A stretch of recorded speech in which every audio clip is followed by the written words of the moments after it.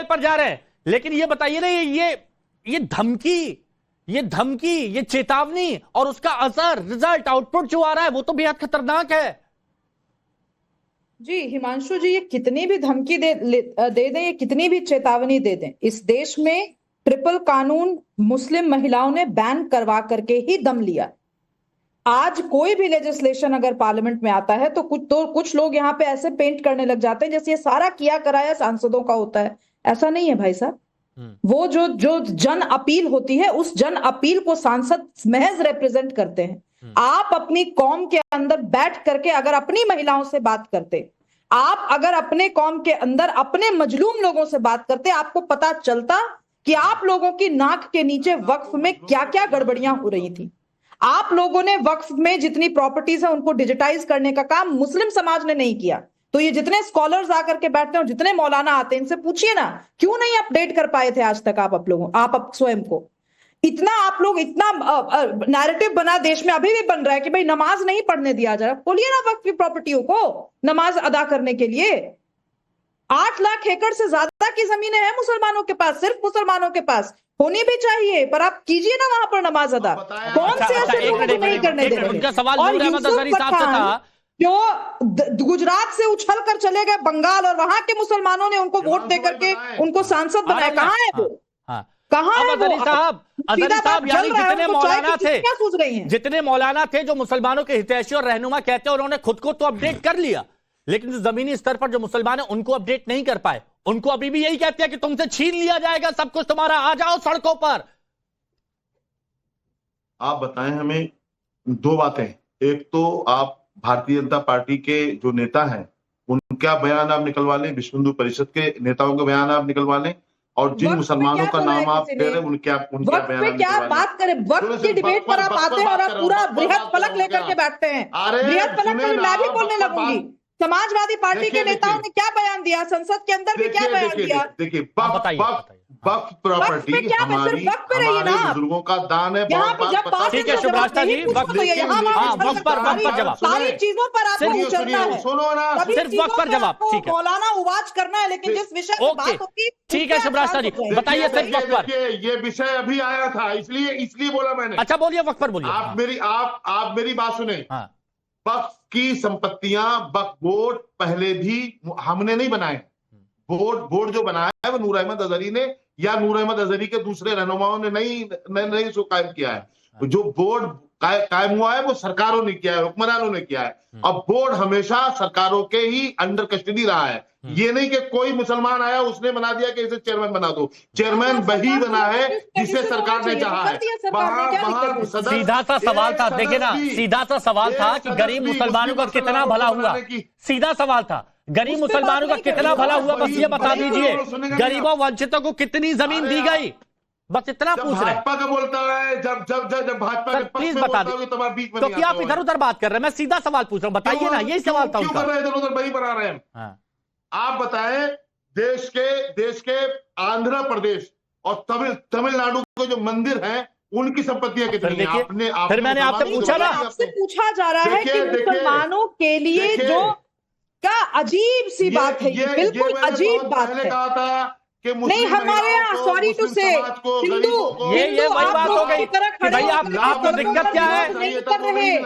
ये वही बात हो गई कि आपको दिक्कत क्या है। वो बोल रहे साडा कैथे रख, भाई कहना क्या चाहते हो, बोलते नहीं हमारी मांगे पूरी करो।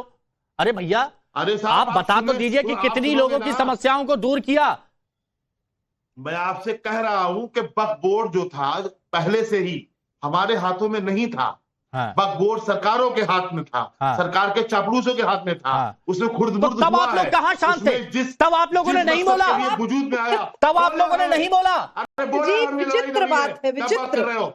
ये सरकारों, ये तो क्या आपको सरकार से अब तक किकबैक मिल रहा था, अब मिलना बंद हो गया, इसीलिए आप सड़क पर उतर आए? क्या कहना क्या चाह रहे हैं? वक्फ बोर्ड हो नहीं हिमांशु जी, मैं जानना चाहती हूँ कि जो वक्फ बोर्ड सरकारों के हाथ में फ्लो में बोल गए, उनको पता ही नहीं था। इन लोगों को वजीफा पहुंचाती थी हर महीने कि ये चुपचाप अपने घरों में अभी तक बैठे हुए थे, और आज अचानक से इनको लगने लगा कि सरकार हम बिल्कुल हमारे खिलाफ हो गई।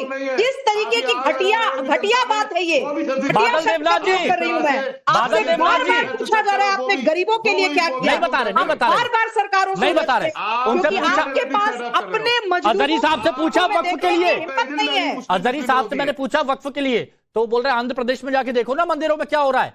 मुद्दे की बात पूछ रहा हूं, मुद्दे की बात नहीं बता रहे। अच्छा ठीक है बादल देवनाथ जी, वो तो नहीं बता रहे, आप तो बताएंगे। आपने ये माना कि कुछ पलायन हुआ है, आपने ये माना कुछ पलायन हुआ है, आप क्या ये भी मानेंगे कि बहुत बड़ा फेलियर था और जो भड़काने वाली बात कर रहे हैं इसीलिए ये हिंसा भड़की है? बादल देवनाथ जी, कौन पलायन किया? अभी आपने कहा ना कि पलायन हुआ है, नहीं हुआ मुर्शिदाबाद में? कौन पलायन किया? आप ही क्या चैनल ने, मैं सुबह से देख रहा हूं एक वीडियो रिकॉर्डिंग दिखा रहा है, कुछ व्यक्ति 1 2 3 व्यक्ति वो जा रहा है, मैं बोलता मैं आपका रिपोर्टर जरा वो स्क्रीन पर विजुअल डालिएगा जहां सब लोग बैठे हुए हैं। मैंने आपको रिपोर्टर को रिक्वेस्ट किया या आप जाके जो लोग पलायन का बात आप वीडियो बादल देवनाथ जी कितनी जल्दी यूटर्न ले लिया आपने। Local BDO office, SDO office, DM office जाने के लिए पलायन करने का कोई जरूरत नहीं है। कुछ घटना घटी है, ये निंदनीय घटना हुआ कि नहीं हुआ? पलायन हुआ कि नहीं हुआ?